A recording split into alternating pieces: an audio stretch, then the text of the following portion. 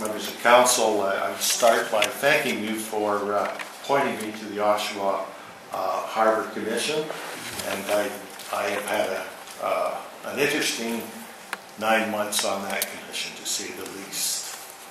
I would start by saying that I am not the spokesman for the Oshawa Harbour Commission. I am a member of that commission. I have, as you have indicated, taken an oath of office, which I will respect. Now, having said that, I will try to be as frank and open as I can. I would like to perhaps give you a little resume of what happened in the past and what's happening in the shipping world.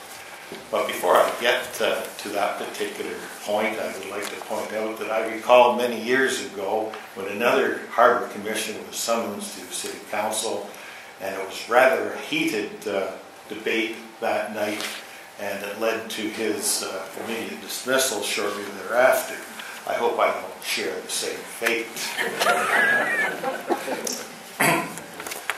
At Port Oshawa, ship movements and revenues this year are up. The recession of 2008 and 2009 are behind us, and we are moving forward. I would indicate that under the agreement between the City of Oshawa and the harbour, you recognize that it is an industrial harbour, and that we are putting in a rail spur at this time. And in preparation for that, you may have noticed the $50,000 archaeological study which was undertaken prior to the extension of that rail spur. The rail spur construction will start shortly. Already commitments, because of that rail spur into the harbour lands, we are getting all kinds of commitments and interests to use that railroad. And I think that the people who are asking, it's basically heavy lifts that they're looking for, and this will only help feed industry in this particular area. I think that you probably are all aware that the Scattergood farm has been sold, and there is a proponent, a harbour user, who has purchased this, who will be moving his goods through Port Oshawa. And he also, one of the requirements for him coming to that location was that there was rail service. So already it's paying dividends, and he will be paying taxes and employing people, and we look forward to his arrival and construction of his facility.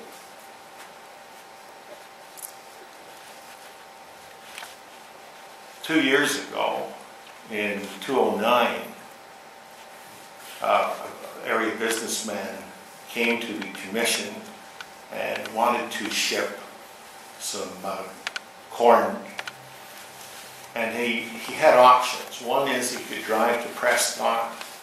The other one was he could drive through very busy traffic to Hamilton. He chose Oshawa as a pilot project. 6,000 tons were delivered in that first year. Last year, some 27,000 tons were put on a barge and shipped downriver to Sorrel. This year, and it's all coming, all this is coming from local area farmers. And this year, we expect that he might do as much as 100,000 tons by barge down the river. Plans for the new deep water facility are ongoing, and it is a 5-year project which will serve Oshawa well, and we anticipate that that will be the area where more of the heavy lifts and rail, they'll be unloading right onto the rail cars, and that facility will be in place at that time. But it will take time, and it's a $10 million project, as you well know, funded by the federal government. As we currently are sitting here, staff have been in contact with your staff with landscaping plans on Simple Street South on our property, the Harbour Port, or Portland's property. This is a $100,000 project which has been reviewed by your city staff, and it will commence in early November. And it will beautify, it will start to beautify that area of the port and kind of act as a screen to some of the industry which is going on behind. Why will Port Oshawa continue to grow? And we have to be aware of what is happening in the world around us, because all of a sudden the world is shrinking as we speak. The federal government has just entered into a trade agreement with Brazil, the world's 5th largest economy, and it might surprise you to know that the closest port from Brazil is not Miami, not Norfolk, not New York City. It is Halifax. It would be Miami had you not had to go around certain islands, but in terms of shipping straight north, Halifax is the place. And certainly when goods and services are coming into Halifax, one can expect that these goods and services, as they accumulate, will be put on other ships and they will come up into the Great Lakes. This is a good news story as well. As we sit here, very shortly the European Common Market in Canada are entering into a free trade agreement, and you will see a greater impact from a successful negotiation in that regard than any other trade agreement that we have thus far in this part of Canada.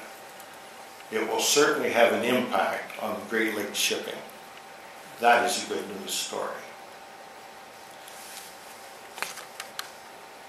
I'll talk about the City of Toronto. As most of you know, the City of Toronto port lands, they're divesting themselves of harbour traffic, and they're quite happy to get their revenue from the airport, and it's great revenue that they are receiving. And so they're just divesting themselves, and you've seen certain plans for redevelopment of those port lands. And where that traffic is being diverted at the present time, some to Oshawa, but majority to Hamilton. They have greater capacity, and that capacity is almost filled.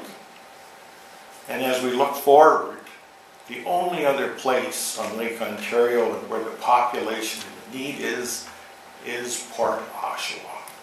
And it has tremendous opportunities for serving business and industry and acting as a gateway to the world.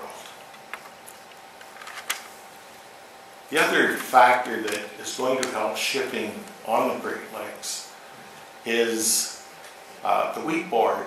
And if you're following that file at the federal government level, you know that the wheat board is being altered so that private contractors can go in and they can purchase directly from the farmers grain. And for the first time in a long time, Thunder Bay is going to be busy.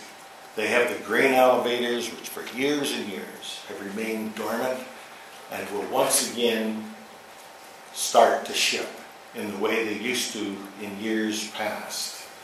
I would indicate to you that when ships come into the Great Lakes, they don't like to leave empty. They like to leave full. So if they bring a piece of cargo into Oshawa, it's a short steam up to Thunder Bay to fill up, top up, and continue back down and continue on the journey. And also, there's better profit for the ship owners and agents and everyone down the line. So it's a win-win situation. Just a few more facts before we get in there.